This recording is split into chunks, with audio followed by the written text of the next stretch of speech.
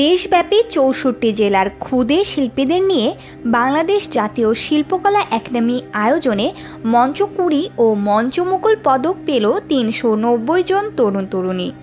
শুক্রবার ৫ জুলাই রাতে রাজধানীর সেগুনবাগিচা বাংলাদেশ শিল্পকলা একাডেমিতে পিপলস থিয়েটার অ্যাসোসিয়েশন আয়োজিত মঞ্চকুঁড়ি ও মঞ্চমুকুল পদক বিতরণ করা হয়।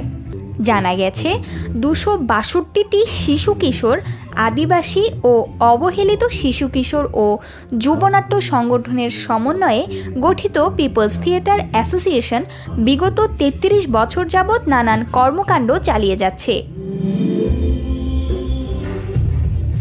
প্রতি বছরের ন্যায় এবারও নাট্যশালায় অনুষ্ঠিত হয় মঞ্চকুঁড়ি ও মঞ্চমুকুল পদক প্রদান ও সাংস্কৃতিক অনুষ্ঠান।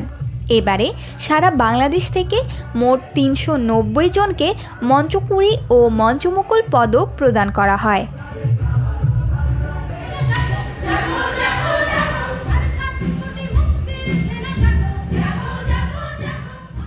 এর আগে দেশব্যাপী প্রতিটি জেলার থানা পর্যায়ে আয়োজিত অনুষ্ঠানের মাধ্যমে সঙ্গীতশিল্পী, নাট্যশিল্পী ও নৃত্যশিল্পীদের বাছাই করা হয়। বাছাইয়ের মাধ্যমে প্রতিটি থানা থেকে নির্বাচিতদের নিয়ে জেলা পর্যায়ে অনুষ্ঠিত হয় বাছাই প্রক্রিয়া। সব প্রক্রিয়া সম্পন্নের মাধ্যমে বিভিন্ন ক্যাটাগরিতে সারা দেশ থেকে ৩৯০ জনকে নির্বাচিত করে বাংলাদেশ শিল্পকলা একাডেমি।